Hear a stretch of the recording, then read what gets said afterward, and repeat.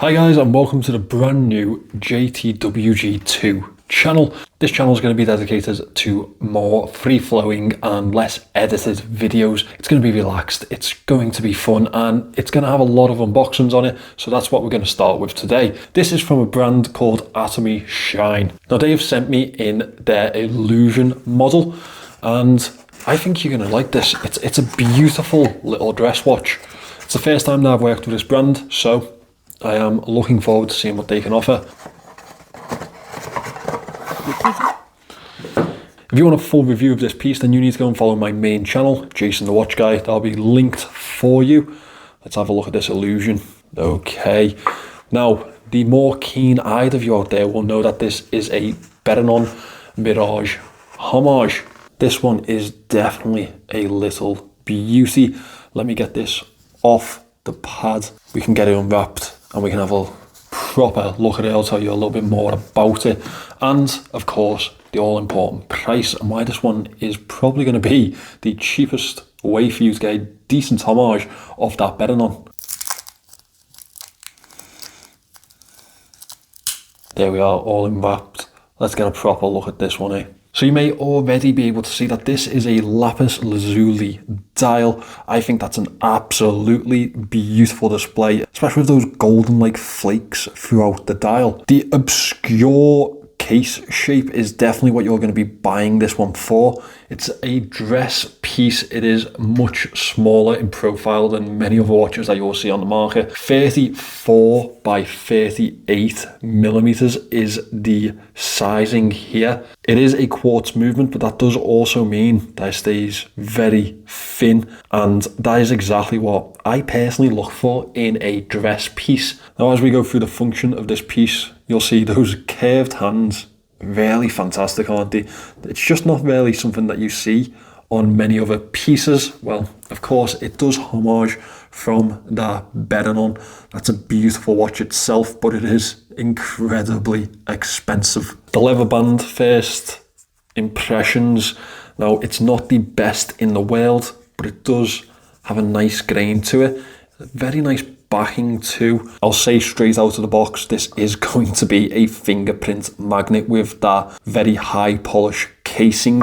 It's a good job I've brought a polishing cloth along for this one. One of the biggest selling points for one of these stone dial pieces is definitely that each piece will be unique. That's just the nature of stone dials. In fact, I really do like that very ornate crown that they have here. I'll have to take that little blue tab off. Now, one thing that I will worry about with this watch is that it's going to scratch. I'm not the biggest fan of all high polish. I like my watches to have a little bit of utility about them, but we are dealing with a dress piece here, so it's probably something that we would expect, really, isn't it? The case back, very simple, usual specifications just there. Let me run through them for you. It is a quartz movement. That's a Wunder Swiss Quartz 726 movement. Now, you won't really see the effects of that quartz tick due to the two-hand display on this piece. We do also have a sapphire crystal, which, yes, I am very grateful for. I think that really at this type of price point, you're going to want that type of quality in there. I am grateful that this crown pronounces so much, so it's much easier to use. It is quite on the smaller side though, I will say that, and it's unfortunately not signed. I do think that I'd like a little bit more for $339.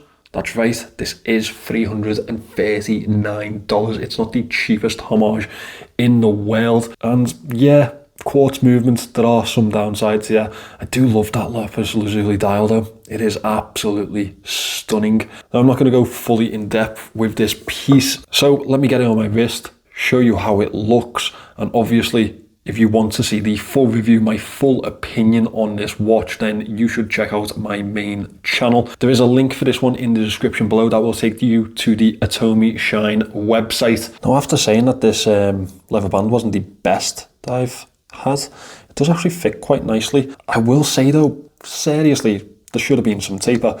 It's not signed on the buckle. That is another downside there. I think this is a good way to get that type of obscure look of the case profile, but it does have some downsides. Now, obviously, I am going to wear this one in. I am going to get a full opinion of it before I post my review on. I think it's good looking.